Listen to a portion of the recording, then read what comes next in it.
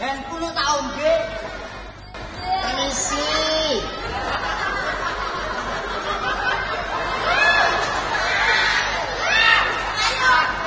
Wah, lagi kemaman iki. Iki nek gak salah. Sing wedi aku jane. Iki nek gak salah kok mburi omah kuwi lho. Mas Bak. Lho, kok ngerti? Alah ngomong pangkling mau piye? Oh, dieno gaple.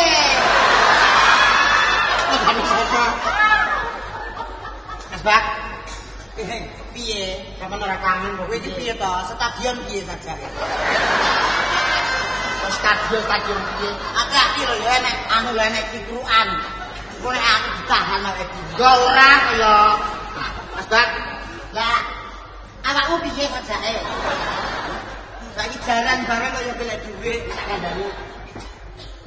Aku janar kepengen ketemu karo ning Surya lho jane. Jane apa iki wong Jane penting kok. wong lanang dadan.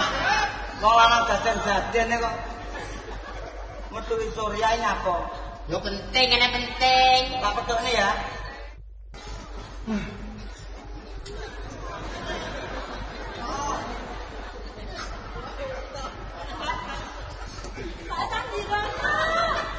Neng Dipakake koyo ngene lho aku gak pokoke Pak aku gak kok dolane. Lah ya ngono maca ngono jeruk Pak lho.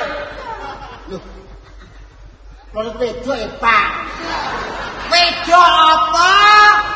Omah yang kali bingung. Wis anu jalanku. anu ngeten lho Neng. Iki penting. Iki anu Anu Neng, apa? niki Mas Tomon kurang minggat. Lho, Lah terus ngoten niku namune niki mau kula dititipi. lho dino ku nyumpel gombang lho. Jenenge Mas. Niki lho namung dititipi niki. Nggih, ngatesani kula nggih dititipi niku badhe maring jenengan ngoten. Nggih. Lah kuwi Iku celani. Lah kuwi catatan kurangan dene Mbah Mat kae to. Ora ngerti lho Mas. Lho bukake nggih. Kamu monggo. Lho, Bu niki lak foto kula. Ah, bar nyeluk Pak ini Bu. Iya to iki bingunge bocah. Bu niki foto kula, Bu. Kecil kurang ajar. Kurang ajar piye wae. Rasane Mulai bocah pikirane lewong ya. Kok iki foto kula? putri jenengan. Nggih. Nek Foto nonton jenengan Cirosi, lek niki foto kula. Kersane gelem diolehne kula nggih. Nggih niki foto kula jeng diolehne Iki ta? kula niki. Iki lho. Iki lho. Lho. Kan jebule niku. jane Mas Tomon ku nggih ana wong sugih ning jare niku pancen namung ngantek panjenengan. Ngakune nak wong desa ta? Oh jane wong ana wong sugih. Oh sugih nek ngantek probleme nggih. Ya koyo Soale saged mboten saged jenengan beto mriki nggih. Mas Tomon nggih. Iki kula jenenge didadekne manten kali bapak niki. Nah, sampean piye ning layu? Lah iki. Lho, menawa nek layu tak tututi. Dino sangeten mawon kula bulane wong minggat.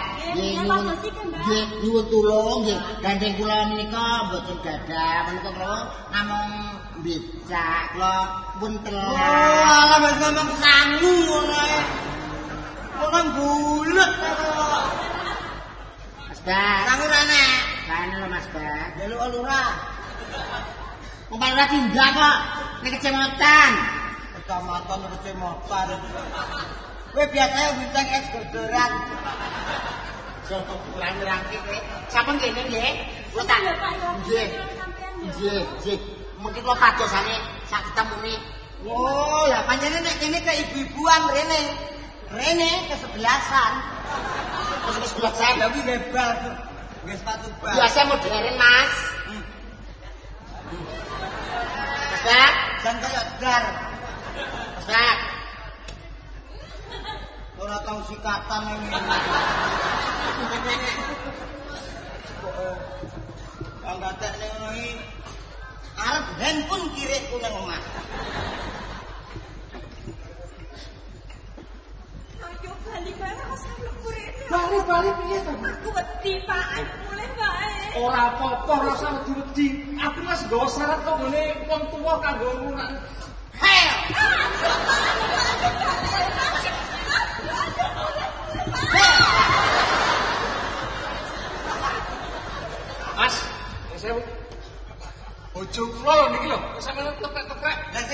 mbahmu ya sapa? Pak jantungku kok kumat. Sik buku, sik kalem to kalem. Engke kula tambani. Kalem to. Aku tau jawab. Karepe pripun iki karepe pripun? Monggo to nek kamu iki mestine kudune kula nuwun pinarak. Nggih, nggih. Lah kok sedeker ayo tak cokot. Ayo ojo, sampun Mas, sampun. Nek, Sampun Mas. Ah, kita roh bandotmu.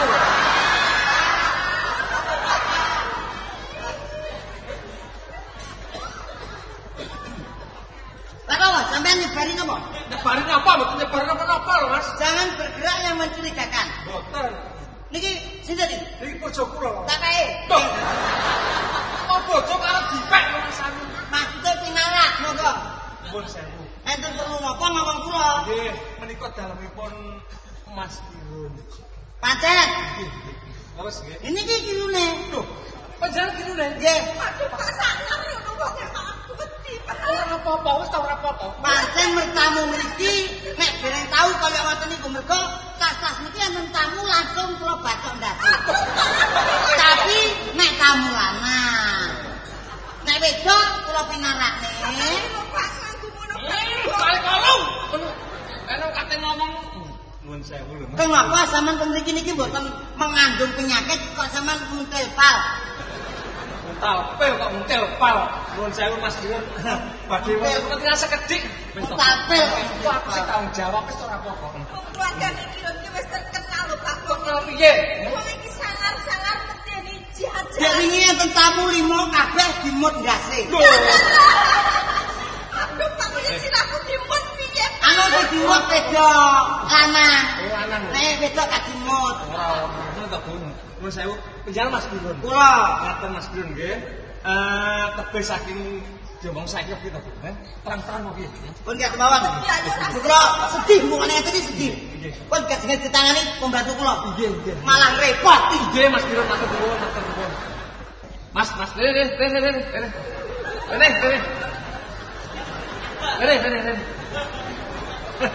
Wes beneran iki sampean. Ternyata juraganmu iki wedi karo aku ya. Lah, masalah iki kon kundeng karo awakmu ya wis siap to? Wis siap. Iki perkarane piye? Kok perkara piye? Karo piye? Lah mesti nek kamu kan iki mbok dipinarak apa piye? Golek ngombe apa piye? Pinarak dhisik sampean iki apa pangling karo aku? Lho, Kak calon besan. Mas Kirun. Iya. Aduh, Bu, Mas Kirun iki jarene. Irune iki aku. Lah iki wong sapa? Sapa? Oh, sing damel kaos lorek-lorek itu. Nggih. Nggih, agem celana pendek. Bapak pendek. Nggih. Sampiran anu. Aduh, Ngomongnya pripun? terus wis anu urusan kan pembantu. Ya mbak terus jeragane. Mas Kirun. Nah, Iki kirune sing Lalu gawe. monggo Mas Kirun. Kirun ku nyambi to ya. Ron. Golek yaki iki lho. Nuwun sewu Mas Mas Kirun. Kirun golek ijak dolan ngene kok Nuwun sewu lho Mas Kirun. Lho. Adikmu ki lho. Kowe matur apa karo tamu? Mboten Pak Ibangke. Kowe ngomong nek sing aku jenenge Kirun sapa? Lho, kowe ta sing ngomong sinten kono? Lambemu lambe lamis. Aku ngomong piye? Sampeyan ngomong, dhewe ikut sampean. Aku ngomong piye? Ngomong Kirun. Sing ngomong sapa? Sampeyan dhewe. Kula sing ngomong. Seneng malsu-malsu. Kula mboten malsu, kok arep kula lek tanda tangan dipalsuke ana hukume. Apa meneh mencemarkan nama baik. Lah kula nggih mboten mencemarkan yen namung ngelesi ngoten tok kok. Ngelesi. Lara. Nggih. Monggo. Monggo kali kesambi lho. Aja titik. Monggo. Mangan kembang. Pak sing halus ya Pak lek kandang. Iki calon besan sing tak omongke. Oh ngoten. Soale ngeten lho Pak. Dek wingi sing setunggal kula keprok pakul. Apa? Ayo boleh dong. Nuwun sewu. Nuwun sewu kok badhe anu. Monggo pinarak. Apa sih? Seniki wong teng mriki ngomongnya macam-macam mencurigakan. Lah niki bekas darah iki. Nuwun sewu kok badhe nuwun banget. Mboten yo pinarak. Anu Pinarak. Monggo. Monggo. niki Monggo iki. Monggo. ampun.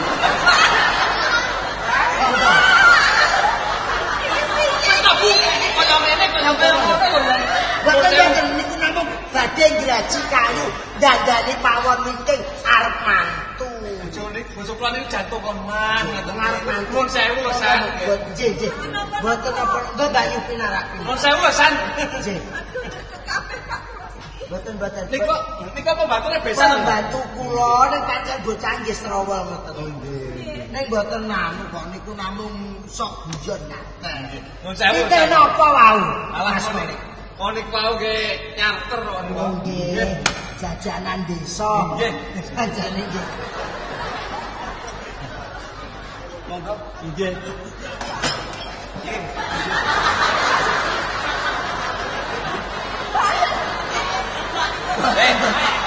Eka jangan jadi lah. Sing iki kanggo aku, sing iki kanggo awakmu iki Bu. Jelas ngedeni. Tak antem batuke sing wedok. Bokonge tak paprasi. Ini olah-olah pembantu jak Nek aku nanti isin tak ngono kamu kaya ngono. Monggo, Pak. Ngerti. Kowe iki sing goblok. Wong wedok nuwun sewu lho, kula nyuwun mulyah badhe kuliah kerjanya Tarmin. Ngerti. Pembantu kok jak guyon ngene iki olah-olah iki kita. Nuwun sewu kula Nggih, nggih, mboten apa-apa. Untung iki salah desa. Monggo. Sok nang ngene. Tak kandhani bolak-balik. Monggo. Iki nek gowo. Monggo kowe tamune. Anake sapa nangis ya? Nuwun sewu. Nuwun sewu monggo dipun unjuk. Monggo lho Mas. Sapa jeneng? Oh, mboten manu anggere kula nggih. Pernyataan sing dhek wingi. Ora iso jare. Nggih ngoten niku senengane. Nggih niku yo seneng. Nuwun sewu. Ya, monggo dipun unjuk. Dene ya iso goblok. Bocor. Ngawur bae. Kula tak bocor. Enten napa-napa, mpun mriki pun tata-tata sedaya. Tarop kula sampun pesen. Sambung tuwuh, janur, kembang wong jenenge kula sing duwe anak wedok. Nggih, San. Kados napa kula pengin sanget tamu ingkang saking manganten kakung niku badhe kula sudya-sudya. Kemantenipun anak kula minggat niku sepundi.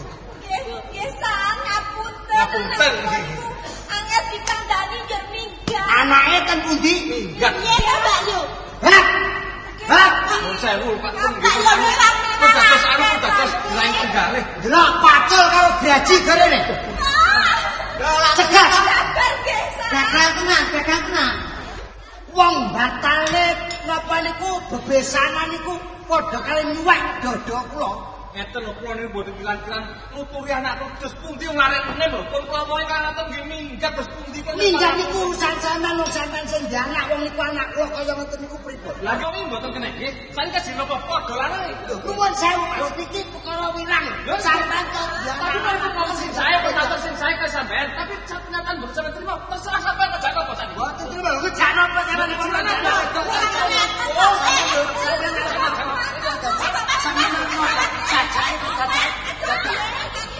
Koyo wis sabar. Sampeyan ki yo ngono gak ngerti aku masak koyo ngono. Kare-kare ora lho, Pak. Sampeyan sama tak sampeyan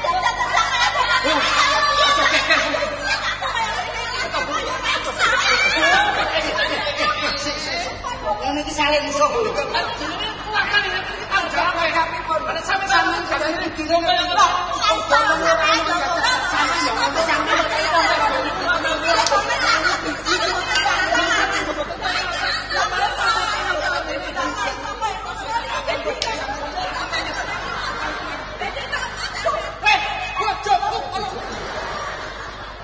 Sampai 10 menit nggak boleh keluar dari rumah sini. Kalau nggak bisa nyarikan ganti siapa calon suaminya anak saya, arep tak untut. Dituntut kok diuntut. Untut ke Kembang Gedang. Nggih. Sampean tetap saya ajak perkara ini jangan selesai di sini meja hijau pengadilan. Ning kula wani tempo 10 menit berpikir secara jernih. Siapa dan anaknya di mana? Ayo Ibu. Karambol. Pripun to? Mas Bak, aduh. Jan ganteng temen ya pembantunya Mas Kiron ya. Lanang Kula nyuwun tulung kali sampean ganteng anak kula. gantene pripun? Sampeyan menawa dadi calon mantene. Dadi manten. Nggih. Kula niki. Nggih. Lah nggih, Mun. Nggih, matur nuwun. Tapi nggih mun lali kopi-kopine. Pun kuwatir. Pokoke niki ingin sukses sampean kula betaken tembang. Benjing napa niku? Apa? Benjing napa? Ya sakniki niki. Lah nek omahku juga jas. Pun.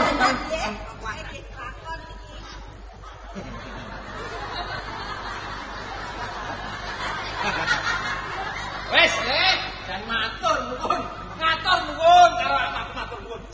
Anane rung dadi. Ora apa-apa, ora apa-apa. Gimana Pak Kiron? Sebagai pengganti anak saya sudah saya siapkan. Yang nangis ora iso, guyu ora iso. Jangan mecah semongko.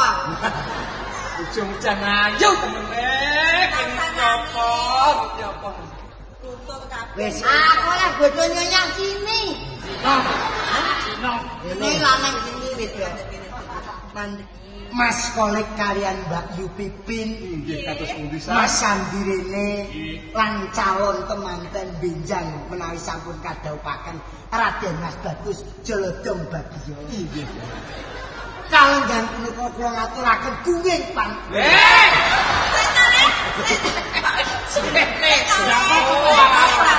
Jadi nanti itu enggak Aku celok jolodong. Salaman. Ayo salaman. Salaman. Pak, stop. Niki Mas Tomo menamu.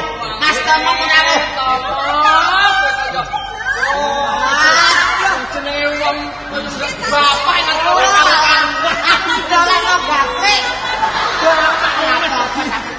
dadi perkara niku. Anakmu kaya ngene. Wis kacau aku. Sik. Kowe ora ngerti nek lho kok kowe wis kenal karo iki? Iki menika pilihan kula. Pilihanmu. Sik. Apa? Aku usul. Piye? Voting. Voting Kudune sangat terbanyak. nggih to. Aku kudune sing dadi manten. Kon kula pengen kok semanane wae. Sing dadi manten iki sing tukar cincin iki Tomo napa Bagyo? Ayo kowe. Tomo Sik, masih kono akeh ning iki kudu muni. Kowe milih Bagio apa Tomo? Mas Tomo. Piye? Tomo. Piye? Kok ora milih Tomi kowe. Piye kowe? Berarti iki sida Bagio ki temantenmu.